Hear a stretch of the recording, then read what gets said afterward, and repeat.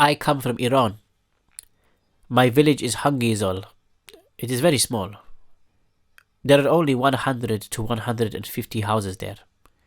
3 small shops, 1 small school, like a very small house, and 1 mosque. People who can go to work in Bani, which is the nearest city to my village. Other people stay in the village and work farming crops and rearing animals like sheep, cows, and chickens, for example. We work in farming from 10, maybe 11 years old. Kurdish children do not go to school to learn, as the Iranian government do not allow them to teach in our language, Kurdish Surani. So we have to work when we are young to help our families. I do not like anything about my country. It is not safe there, and that is all I have known. In Iran, my people, Kurdish people, are treated like animals by our government, not people. We Kurdish are not free there. They do not teach our language, Kurdish Surani, in schools, just Persian. So we do not go to school to get an education. If the Iranian military hear us speak our language, we will be killed. Or if we speak against how the government treats us, we will be killed. We have no rights as Kurdish people. We are persecuted and live in fear for our lives in our own country. I find it hard to talk about it. I left my country because I was afraid for my life. The Iranian military found out that I supported the KDPI, a banned political party that calls for an end to the oppression of Kurdish people in Iran. Because I was delivering leaflets with my older brother, the Iranian military kill Kurdish people who have links to the KDPI, or who disagree with how the government treats Kurdish people. I know people that this has happened to. I have seen people killed in the street. My family paid an agent money to help me escape from Iran and come to the UK, so I am safe. I came to England in March 2019. I have been in this country for 3 years. My family paid money to an agent to help me escape the Iranian military in Iran and bring me to England. I did not take anything with me when I left. I had to leave very quickly, or I would have been killed. The journey was very long, and in many parts, I travelled hidden in cars and in the back of lorries through different countries. I don't know which ones, and there was 5 other people who travelled with me. They were also Kurdish boys. We didn't have food or water. Sometimes we travelled for a long time. My last journey was in a lorry. It stopped on a busy road. Me and the other 5 boys were told to get out of the lorry, to separate and run to the nearest town and look for a place with lights where somebody would help us. During our journey, the agent had told us repeatedly the 3 things to say to get help: Iran, police, and Kurdish Surani. It is hard to explain. At first, I was happy to be here in the UK, but I was tired and afraid for my future. Now I am settled here. I love everything about the UK. The first man I met was at a shop. I could not speak any English, but the agent told me 3 things to say to get help: Iran, police, and Kurdish Surani. The man in the shop let me inside and gave me bottles of water and a blanket. I was very cold. He called the police, who came and picked me up. The lady police officer put the heat on in the car because I was so cold. I will always remember how nice people were to me. I have tried so many times to find that shop again, where the man helped me. I want to say thank you to him for his help and pay him for the water he gave me. But I cannot remember where his shop is now. I really wish I could find him to give him my thanks. I met many people in my first days in the UK. My social worker, the police, and the staff at the YMCA, where I was given a place to stay. They all tried to help me and make me feel welcome in the UK. At first, it was very hard being in the UK, a different country where everything is strange to me. I have nothing, no friends or family or money. I could not speak the language, so it was very difficult to communicate my feelings. I was helped to settle in by the staff at the YMCA and by my social worker, who made me feel safe and helped me to go to college to learn English. On the English as a second language course, I met other Kurdish people and made friends. This made it easier for me. They have lived here much longer and showed me where the local halal shops were, where the mosque is, and introduced me to other Kurdish people. They made me feel part of the local Kurdish community, and we spent a lot of time together. At college, I started to learn English very quickly, which also helped me to settle in and to communicate with the staff and the residents at the YMCA and my social worker. When I was first here in the UK, I felt very afraid and alone. I had left all my friends and family in Iran. It was hard to think that I would never speak to them again, as I would put them in danger. They would be killed for talking to me. This made me upset. I could not speak any English, just the 3 words the agent gave me to say. At first, it was hard to communicate with the staff at the YMCA, where I was sent to live, and with my social worker and other people. It was also a very uncertain time for me, as I was in the UK illegally and had to apply to the Home Office for 5 years leave to remain in the country.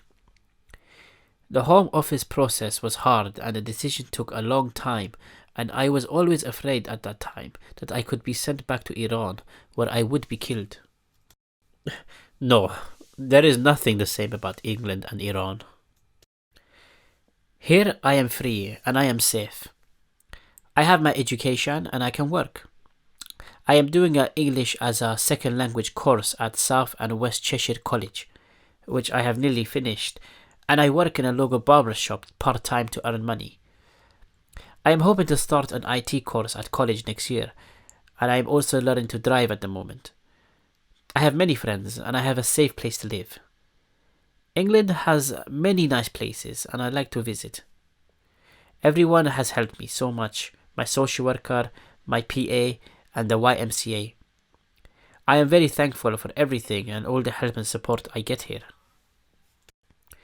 When my 5 years leave to remain finishes, I hope to apply and get indefinite leave to remain in this country. Then I will know I am safe forever and can make a proper life. For those of you I don't know, I'm Lisa. I'm the fundraising and communications manager at YMCA Crew. I want to thank you all for joining us tonight and being here to help us celebrate the launch of what we hope is going to be a really, really exciting new piece of work for us that we're really, really excited to roll out in Cheshire East and hopefully beyond. You've just heard the case study that helped inspire this piece of work, and my colleague Becky, our Head of Housing and Support Services, will shortly be telling you a little bit more about how the stories that her and her team hear every single day led to the creation of this pack. As well as Becky, you'll be hearing from Mark Hills, our Chief Exec, who's currently in Denmark attending the YMCA World Council Conference, Ian Bishop, who's the Archdeacon of Macclesfield. I think a fair few of you in the room know Ian. Donna Brown, who was previously Deputy Head at St Thomas More High School, and also Maeve McClenaghan, who's an award-winning journalist from the Bureau of Investigative Journalism. And Maeve spent 2 years following the case of a boy called Abdul, who in 2007 made his way to the UK at age 15 after the Taliban abducted his father. Before I hand over to Mark, I just want to take a minute to just say thank you to the people who've made this pack possible. Firstly, sadly because she's not here, to Lizzie Brooks. So Lizzie is a Keele University student who spent her placement with us at the beginning of the year and led on the creation of the resource pack. She was meant to be here, but unfortunately she's poorly, so I will have to send her thank you separately. When Lizzie started, the pack really was just a bunch of ideas that were kind of floating around in our collective heads. And it was Lizzie that came up with the design, with the content and the structure for the pack. And it's her words you'll read throughout the resource pack. I also want to say thank you to Keele University for introducing us to Lizzie and for coordinating her placement. She was the 5th placement that we had in quite a short amount of time, and they've all been a massive success. So thank you so much to Keele for that, and we're really excited that we're starting to plan our next year's placement, which is going to be a student coming and doing some work around politics with us. So it's a brilliant relationship that we're really proud to have. I want to say thank you to the teachers and the students at St Thomas More High School for their support with the pack right from the beginning. They inputted into the content and arranged for us to meet with students to explore their understanding of refugees, asylum seekers and unaccompanied asylum-seeking children. It's those conversations that me, Becky and Lizzie had right back at the beginning of the year that really did shape the priorities for the pack, that informed what it is young people in Cheshire East want to know about refugees and want to be empowered and informed about. So that really has helped us to focus the messaging of the pack.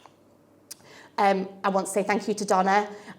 So Donna Brown, the recently retired deputy head from St Thomas More, who retired at Christmas and immediately came on board to help with the pack. It's Donna who really has shaped this pack into something that will work for educators as well as young people. And now that she's created all of the lesson plans for us, she's also leading on promoting the pack to head teachers and all the very important education bigwigs around Cheshire East. So thank you to Donna. And finally, I just wanted to take a moment to thank the residents of YMCA Crewe who've trusted us with their stories. We promise to treat them with respect and ensure that everyone we share them with realises that a real person sits behind those experiences. Their stories are going to help to shape the way young people see refugees, asylum seekers and asylum-seeking children in Cheshire East. Once again, thank you all for coming, and I'm going to hand over to a pre-recorded message from YMCA Crewe Chief Exec Mark Hills that's going to happen seamlessly as I walk over here. Thank you everyone for coming. I'm sorry I can't be there with you to celebrate the launch of such an exciting new piece of work for YMCA Crewe. Every 4 years, the World Council, the highest governing body of the YMCA movement, comes together to collaborate, create solutions and share our vision for the future. I'm fortunate that after 2 years of uncertainty, I've been able to attend in Denmark and meet with regional, national and international colleagues. The theme of this year's World Council is Ignite. It is a moment to provide the spark and light the flame to take us forward. Just as we are in Denmark, you at YMCA Crewe are all present to light the metaphorical flame by coming together to help us launch this vital resource. You will help shape the way young people of Cheshire see the refugees, asylum seekers and unaccompanied asylum-seeking children live amongst them. These young minds are our future leaders. Let's ignite the empathy and compassion we wish to see in the world. Once again, thank you all for coming. Enjoy the cheese and wine, and I look forward to seeing you when I'm back. Bye. So yeah, hi everyone. Just to echo what Lisa said, thank you so much for coming tonight. We do really appreciate all of your support. And it's lovely to see you all. So for those of you that don't know me, I'm Becky Park. I'm the Head of Housing and Support here at YMCA Crewe. And I hate public speaking, so please smile at me. So we currently have just over 80 units of accommodation, 67 in this building and about 15 in the community. And in this accommodation, we provide housing and support to local individuals experiencing homelessness, care leavers, unaccompanied children seeking asylum and refugees. In recent years, the demographic of our client group has changed quite significantly, and working with unaccompanied children and refugees has been a growing area of work for us. 20% of our service users are now unaccompanied children seeking asylum and refugees. Over the past few years, I've had the pleasure, along with my colleagues in this room, to get to know some of these individuals. I've heard the horrific stories, like the one you heard earlier, of why they've had to leave their homes and the journeys they've had along the way. I've also seen the amazing talents of these individuals. Young people who love music, football, food, and a game of dominoes. Young people who are dedicated to their studies and their religion. And just to name a few, we've had a pilot, a cello player, someone studying genetics, and countless numbers of barbers. I've been in absolute awe of their determination, resilience, and positivity. Simultaneously, I've also seen the ways in which asylum seekers and refugees are portrayed in the media. Dehumanised, nameless, and faceless. And the appalling decisions our government have made, such as sending them to Rwanda. Now I have to stop that there because Lisa keeps reminding me this pack is not political. Experiencing these two things simultaneously over the past couple of years, I and we, my colleagues in the room, couldn't stop feeling like we need to do more. The support staff here do an absolutely incredible job supporting individuals on a one-to-one basis. However, like I said, myself and colleagues in this room couldn't stop feeling that we need to do more to play our part in trying to create systemic change in society by building compassion and dispelling myths in our local community. YMCA is a youth-led organisation. So as I thought about this, I thought, let's start by educating young people in schools on the realities faced by refugees and asylum seekers. After all, they are the future leaders. At first, I thought perhaps we could take a refugee out to an assembly every Tuesday morning. And then I quite quickly realised, okay, aside from the practicalities of that, it'd probably be quite re-traumatising for that individual. So that's when I spoke to Lisa and other colleagues in the room, and the pack was created, really. We started to bounce around ideas, and the rest is history. So I'd like to finish by saying thank you to everyone that has contributed to the pack. Lisa's, mentioned it already. Without all of your hard work and enthusiasm, we wouldn't be where we are tonight. I would also like to say a huge thank you to the young man who shared his story with us and allowed it to be used for the pack. Thank you. Good evening. My name's Donna Brown, and as Lisa's just told you, I was deputy head at St Thomas More until Christmas. I have to be careful what I say tonight, as my ex-boss is sat over there. Okay, and I truly believe that through my life, I've been on a pathway, and someone up there has had a direction for me. And working with the YMCA has been exactly like that. Because the YMCA came in and we were doing some charity work and things like that for the YMCA when Claire ran down the corridor and went, "Donna, come here, there's something you might be interested in." So I followed her down the corridor, and because she's my boss, so you do, don't you?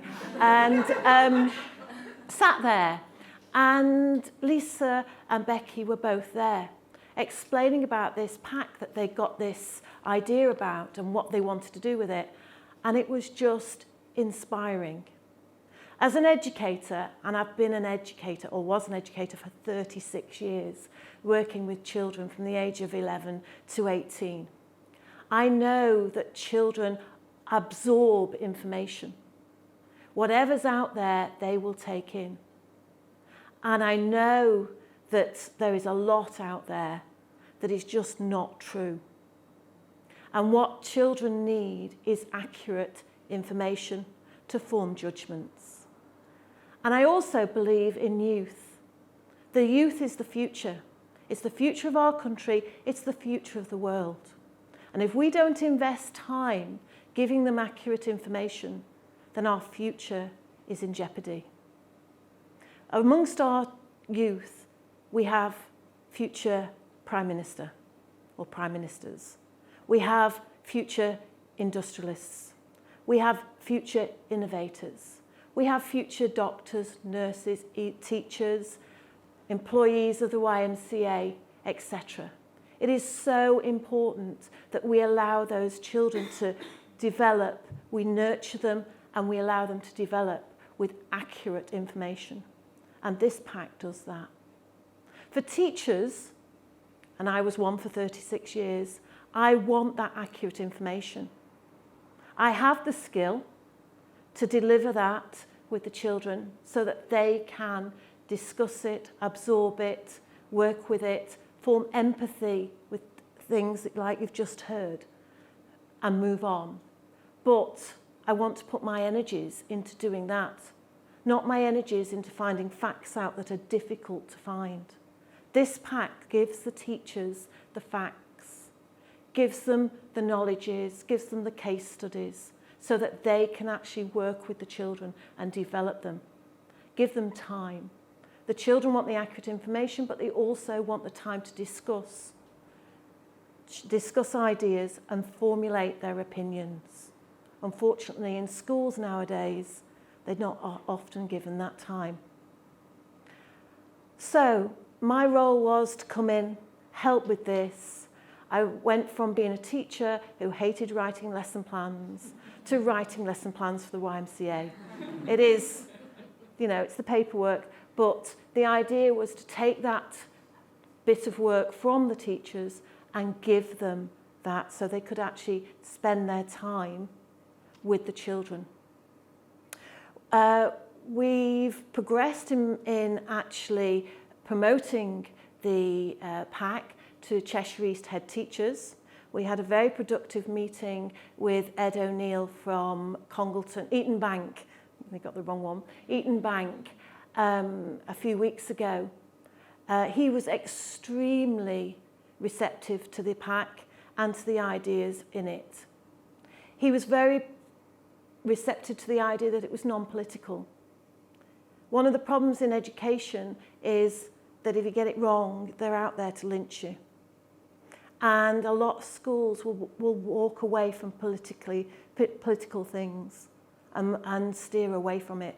This pack gives the accurate information and keeps the politics out of it, therefore giving the teachers the confidence to deliver it. He has invited us to Cheshire, not Cheshire East, but Cheshire Head Teacher Conference to present the pack. So we're going further out there with that as well. The idea that the pack is local, meeting local needs for our local children, written by local people, is a big sell to Cheshire East because it's about their children and what they need. I'd just like to finish by saying I have had the most amazing 6 months. I've loved working here. I've loved working alongside Lisa and Becky, and I'd like to thank them and the staff of the YMCA for that opportunity to actually get involved and to make a difference. Thank you. Hello, I'm Ian Bishop. I'm the Archdeacon of Macclesfield, and I just want to congratulate everybody who's been involved in the production of this wonderful resource pack that will help us respond well to refugees and asylum seekers. Now, I love the story of the Good Samaritan in the Bible. It's a story told by Jesus about people who come from different racial and cultural backgrounds. But as the story unfolds, those differences mean nothing. It's all about the help that somebody can give, somebody who has the good fortune to be able to help their neighbour. Now, these are principles that run through the Christian faith. Welcome strangers and offer hospitality to those who need it. And that's why I'm delighted to welcome this brilliant tool that's been produced by YMCA Crew, to remind us all of the joy and delight there is in making friends of strangers, and to open our hearts and our homes to the homeless, and to see people who've experienced unimaginable situations be welcomed into our communities. Now, this resource pack is going to inform young people of the harsh realities faced by many people in our world today right now. But it'll also inspire them, I'm sure, as they learn about the courage and resilience and ambition of others. I know it will be a blessing for all who participate in the discussions and experience the practical challenges that the course produces. And through the education that resource is providing, well, it'll change attitudes and make a material difference. to the way we approach the issues around refugees and asylum seekers in our society. Now, whilst it's aimed at schools, I really look forward to promoting the material around the churches and young people's groups in the Diocese of Chester. So congratulations to you all who've been involved in the production of this wonderful tool. And let's hope as well that maybe some of those Good Samaritan principles will be encouraged in all of us. Thank you so much, Lisa. And yeah, it's an absolute honour to be here. Somewhat in the crosshairs as a representative of the media, because I know all too often the media can be the perpetrators and the instigators of a lot of the dehumanising storytelling around people who are experiencing asylum issues or refugee issues. So it's a great honour to be here to talk to you about this stuff and to, I guess, put up the other side of things, that there are some journalists trying to dig in a bit deeper and tell stories a bit more honestly. Like Lisa said, I work for a place called the Bureau of Investigative Journalism. We're a not-for-profit organisation, and there I have worked on stories about asylum seekers and refugees, particularly unaccompanied asylum-seeking children. And those stories have gone to places like The Independent, The Mirror, The Guardian, BuzzFeed, and BBC Radio. So we're all about getting stories out far and wide. One of the biggest investigations I did looked at Afghan asylum-seeking children specifically, and we dug into the fact that a lot of young people were coming here as young teenagers and being advised by policymakers, decision makers, and by their own lawyers in some instances to take discretionary leave to remain rather than actively pursuing their asylum application. The idea was that, what you, as a child, as an under 18-year-old, you cannot be removed. As an unaccompanied child, at least, you cannot be removed. So you might as well, for now, just have this temporary discretionary leave, and we'll sort it all out once you turn 18. What actually happened was, as the clock struck midnight on their 18th birthday, suddenly all of those rights and all of those protections that they had were removed. In many instances, years had passed, memories had perhaps faded, or stories had become more complicated, evidence might have been lost, and people were being returned back to Afghanistan as 18, 19, 20-year-olds, people that had lived for 5, 6 or more years in the UK, had been told by everybody they came into contact with to assimilate, to become more British, to learn the language, to connect to the local schools, to the local education systems, and instead were being returned to a place where, as somebody now with a British connection, they were all the more in danger than they had been before they left because of the historic situation with British forces in Afghanistan. So hearing about all of that, hearing about the issues that young people had with age assessments, not being believed, being told, no, actually, we think you're 19, even though you say you're 16. We don't believe that the piece of paper that you've brought with you is proper evidence. Hearing about the kind of issues that they had when they were fighting to appeal those decisions time and time again, trying to find lawyers. All of that was really striking. Hearing about the numbers, so 2,000 former unaccompanied asylum-seeking children returned to Afghanistan in 9 years once they'd turned 18, but also young people that had arrived here as teenagers being returned to places like Iraq and Syria, even while ISIS was at their most powerful there. Was really shocking. But I think what was most shocking were the human stories, the people that I came across. Lisa alluded to the fact that I got to work on this investigation over time. So over 2 years, I got to follow the stories of some of these young men, and it was boys or men predominantly that had come from Afghanistan. I went to them as they went to sign in with immigration, not knowing if they were going to come out again. I went to them with them to their hearings, to their appeals, and I got to spend just day-to-day life with them and hear about things like the decisions you have to make when you're on basically a pittance, a kind of subsistence amount of funding, whether you can afford to put money on your phone or pay for your bus or rail card. It's one or the other. You can't do both. And it's stories like those that really stuck with me, and I think really stuck with the readers as well. We as journalists can lay out all those facts, all of the data, uncover things that actually those figures that we got were hard fought to get out of the Home Office, and when they actually did produce the figures, they then had to apologise because they had massively underestimated them, and they had to give us updated figures because even they didn't seem to know the scale of the issue.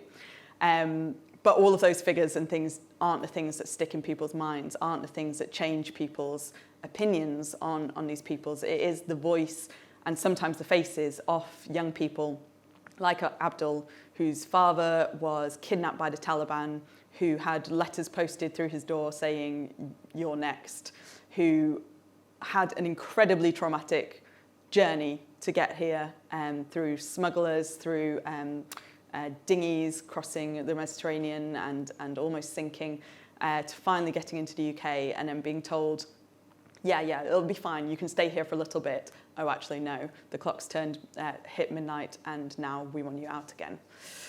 So that's why I'm such a passionate advocate of telling those stories, because, like I say, these are the things that are going to change people's minds, both the general public, but also young people, because I think they, more than anyone, have this ability to empathise with experiences of varying different experiences, and facts and figures will not hit home to them as much as hearing individual stories and individual voices. The other great thing as a journalist about actually getting to talk to people and hearing their stories is you start to see trends happening across different areas, which you might not get from talking to one person alone. So the more people you can talk to, for example, the more people during that investigation I spoke to about age assessments being an issue, the more I realised, hang on, this isn't just happening to Abdul, it's happening over here and over here and over here, and there's a consistent issue going on here. Also, a very interesting trend that we're noticing more and more, I think, in the media is that when we as journalists kind of intervene in a sense and we go to the Home Office authorities for a right to reply on a particular story. So I would say, I've heard this thing about this individual, I'm going to write about it, do you want to respond? And then suddenly overnight, there's a fast track decision on that person. Often it's quite a positive decision. And we're seeing this strange thing that people kind of linger or languish in the system until there is a bit of a media spotlight on them, and suddenly things jump to attention and decisions get made. Now, we can't make that promise as journalists, we never would. And often people are really nervous to talk to us because they are in such incredibly vulnerable positions. And there is very much the opinion from people I speak to that they don't want to rock the boat. Until a decision's been made one way or another, it's better not to speak out. But those that do have got to a place of such desperation that they think, you know, there's nothing else happening, this is the only thing I can do. And it is interesting in those instances where the kind of disinfectant of the spotlight of the media gaze does sometimes have positive impacts in that sense. So I guess I'm just, I'm so excited that this project exists. I think it's such an incredible, well, innovative, but also kind of no-brainer thing, like obviously we should be talking about people's experiences. We should be talking about a range of experiences. It's all too easy to say there's good refugees and bad refugees. The Ukrainians coming in, fine, that's great, but any person of colour coming in, not so much. We need to be talking about all of those stories and making sure they're all platformed. So I would advocate for, if there is opportunity to be working with journalists, to find a journalist that you trust, somebody that's not just going to parachute in, ask for somebody that'll cry on the 10 o'clock news and then leave. There are people that want to work respectfully over time and want to be guided by the organisations that come into contact day to day with people experiencing these issues of how is the best way to work with them. Often press officers can be seen as kind of gatekeepers to individuals, and you get just a kind of a cold soundbite. But if there's a way to kind of work together to tell those stories, I think that's the kind of beneficial for everyone involved. I think there's also ways to do this while anonymising people and keeping them safe. So Abdul, the 15-year-old whose father was kidnapped by the Taliban, that's not his real name. We didn't use identifiable photos of him. We did some quite artistic photos with him.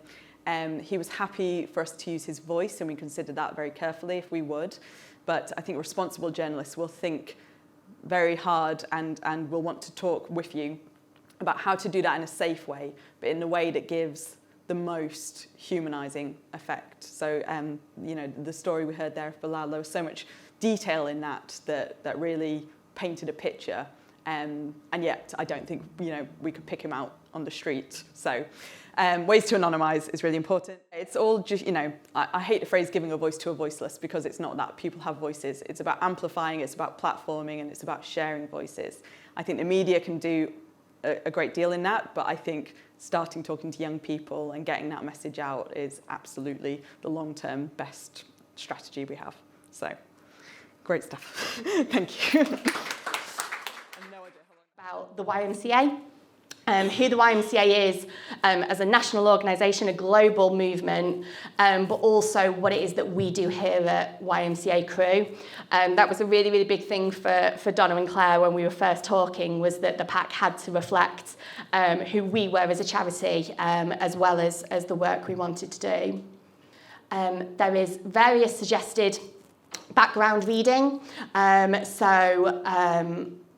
Around the refugee crisis, various other bits of facts and information that might be of use to you, but also very much a focus on how you should be supporting young people while you're delivering this work. We're very aware of the fact that definitely a lot of schools in Crewe could be delivering this to classes that have refugees and unaccompanied asylum-seeking children in that classroom. And so there will be elements of safeguarding and making sure that the subject matter is handled sensitively. It says up at the top to be aware that the information is accurate as of December 2021. But as we said, we want this pack to be timeless. So if people need updated information as and when, we can provide that, but the pack will stay as it is. As we said, the pack comes with accompanying tasks and lesson plans. I'll show you that a little bit as we go through. There's a mixture of kind of quite casual group activities, practical activities that you can do with young people, and then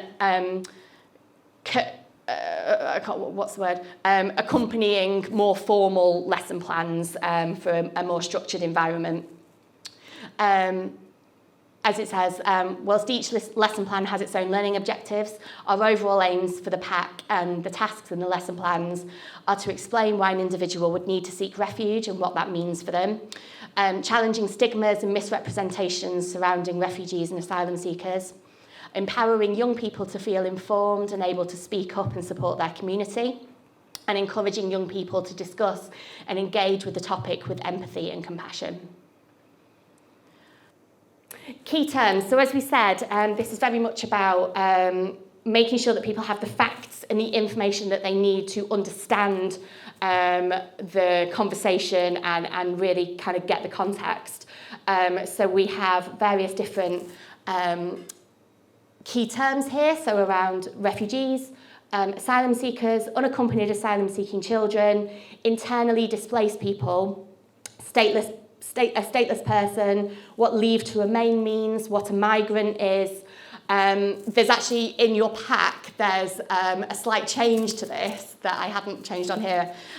We realised that even amongst ourselves, we didn't really understand what stateless person meant. It's quite a confusing description. So there's now a little note that says, have you seen The Terminal? Tom Hanks, if anyone's seen that film. This was one of the things that was really, really important and came out of the focus group, was actually, do people know what the difference between a refugee and an asylum seeker? Do people understand that someone could be internally displaced? Like, does that mean anything? Do they have any kind of understanding? So it was really, really important to us that we kind of got the key terms set from the off. Who are refugees and asylum seekers? So again, facts and figures that really kind of paint the picture of refugees and asylum seekers globally. Really, really interesting facts in here again, hopefully in a nice usable format. So Turkey hosting the largest number of refugees worldwide, so 3.7 million, followed by Colombia, Uganda, Pakistan and Germany. There is a new section in the printout that has a breakdown of refugees in Crewe, where they're most likely to have come from. So there are a few changes in the printed pack. Again, the focus on this is about combating some of those stereotypes and some of those misconceptions, definitely around all of the refugees and asylum seekers coming to the UK, not going anywhere else. So just these kind of things that we really wanted to combat. As you'll see in the corner, this is the start of where we start bringing in activities. So it means that each page you could pick up, if you've only kind of got 10, 15 minutes, there's a page that you could focus on in an activity that kind of shows learning and evidences learning. Again, why do people leave their homes? So a breakdown of some of the reasons. So war and conflict, persecution, ethnic and political violence, climate change. It was really important, again, to properly reflect the actual facts about why people may be arriving in the UK, to definitely dispel some of the myths and misconceptions that we hear regularly. Again, accompanied by an activity. A breakdown here on the realities of seeking asylum. So a breakdown of different truths and myths, what the journey can actually be like, what arriving in the UK, the realities of arriving in the UK and the experience that our young people have. At this point is where we start bringing in activities around the case study. Anyone who wants that, I can send the case study out by WeTransfer. It's too big to try and do it in any other way. But obviously, as we were saying, it's really important to kind of share that real story, and it comes into play on this page. How does it feel to be seeking asylum? So there's actually a second case study that's included in the pack, which this page alludes to.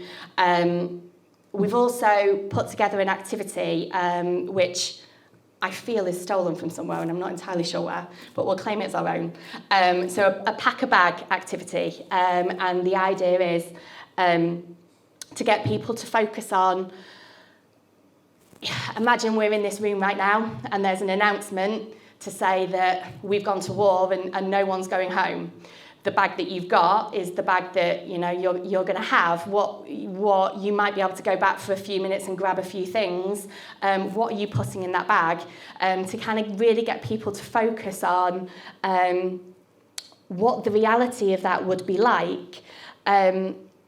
This was partly inspired by Rian has disappeared, but Rian, one of our staff, telling us a story about one of her young people who was in a coffee shop one morning, and that was the day that he was leaving the country that he was living in, and so he was in a coffee shop as a van pulled up and took him, and so he arrived with what he had with him in that coffee shop.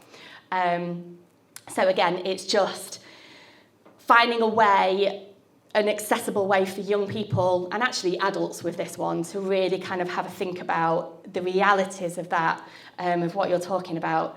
I think the thing that sticks with me with this one is there was footage on the news of the Ukrainian woman holding her cat. And there were a few conversations about, I just put my dog in. Really kind of thinking about the things that matter. Refugees and asylum seekers get support. So this was a really, really big thing for us, was about actually what came out of the focus group at St Thomas More was about them not just wanting the information, they want to know what they can then do. And part of that was equipping them with a proper understanding of the support services that are available nationally and also locally. But then also small things that they can do. A couple of these things have changed in the printed pack. So around travel, we've actually been told that we didn't realise that free bus travel is accessible. So we've changed this to say about, donating an old bike, to helping people with conversational English, to, making friends with people. One of the things that has come out while we've been talking over the last 6 months is this is not an issue that's going away. This isn't a short-term problem where in a few weeks all of these situations are going to be resolved. We're working with people who want to integrate and who are going to be living amongst us. And we all know how important friendship and relationships and connection are. And so, empowering young people to connect with someone from a different culture right from the off is a really, really important thing to us. And this kind of backs that up as well. So what young people can do to help, some key facts that we've kind of pulled out of the pack, stuff that they can remember and take away with them. This being something that is also included in the pack as a printout. So the plan being that young people could then kind of take this away and you stick it up in a classroom or put it on the bedroom wall. But just really, really giving them those key bits of information that help them to feel empowered and informed to contribute to the conversation around refugees and asylum seekers.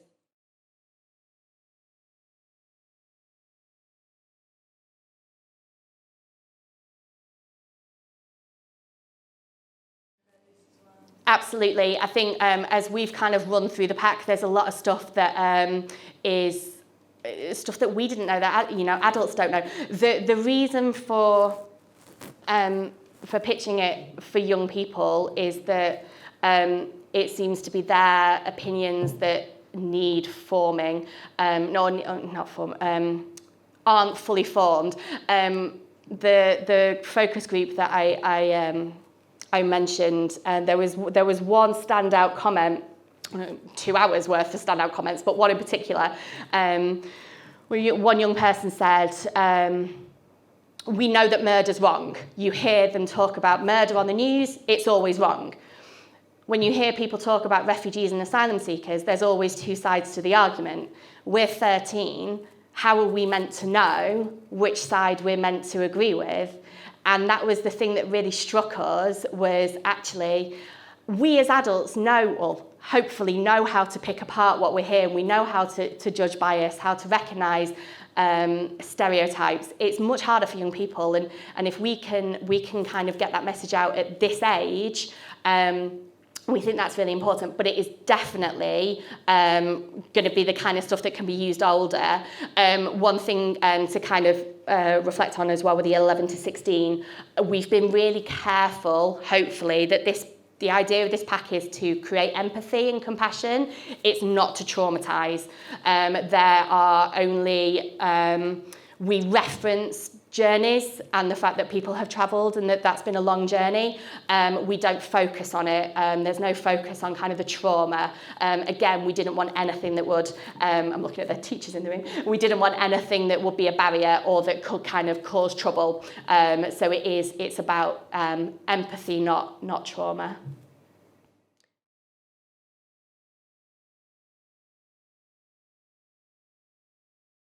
Yeah, so a really, we're in a bit of a tight situation at the minute. A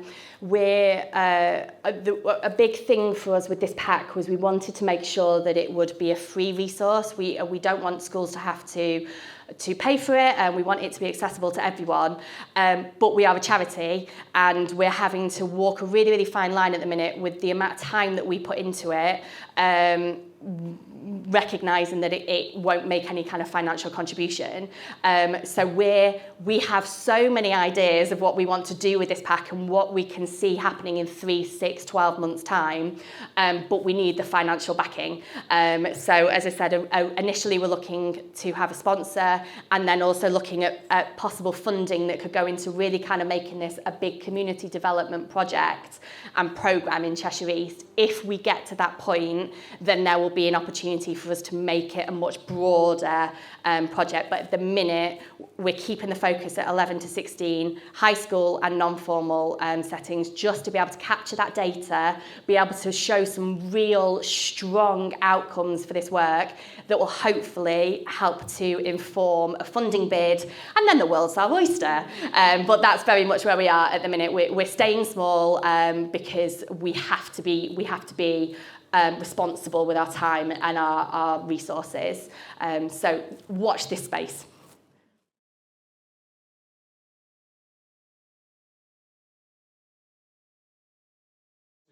Yeah. Absolutely, that's the plan. As we said about kind of building up this two-way dialogue, we want to know who's using it, we want to know when they're using it, how we can contribute to that. And when we're saying about the Head Teachers Conference, we've actually been invited, we've got 3 dates in so that we can keep going back and reporting on actually how things are developing. And we really will encourage anyone who is using the pack to use the monitoring and evaluating forms so that we can properly evidence.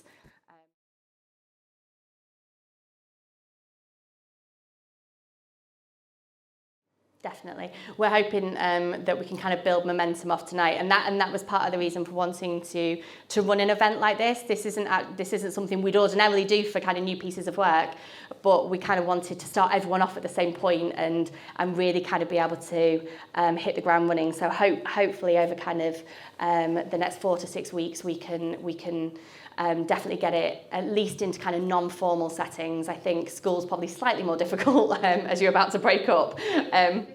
We actually, me and Becky were at the Oaks in Crewe last week running some life skills sessions with some students, and we gave the budgeting activity in the pack a go. So already we've got some feedback from that and some outcomes that we can share on how that activity worked with a very kind of a broad spectrum of pupils in years 7 and 8. Again, all of you for coming.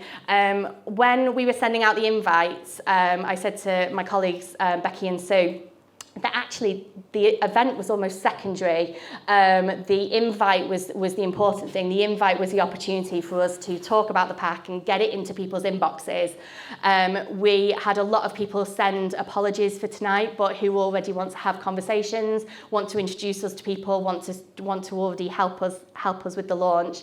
So we're really, really excited to see where it will go. But as I said, you being here in the room tonight gives us that kind of that boost and that encouragement that this pack really is a resource that you need and that you can use. And we're really, really excited to see how it develops over the next year. So thank you. Help yourself to more wine and cheese and anything, and feel free to have a chat. We've got time. So thank you.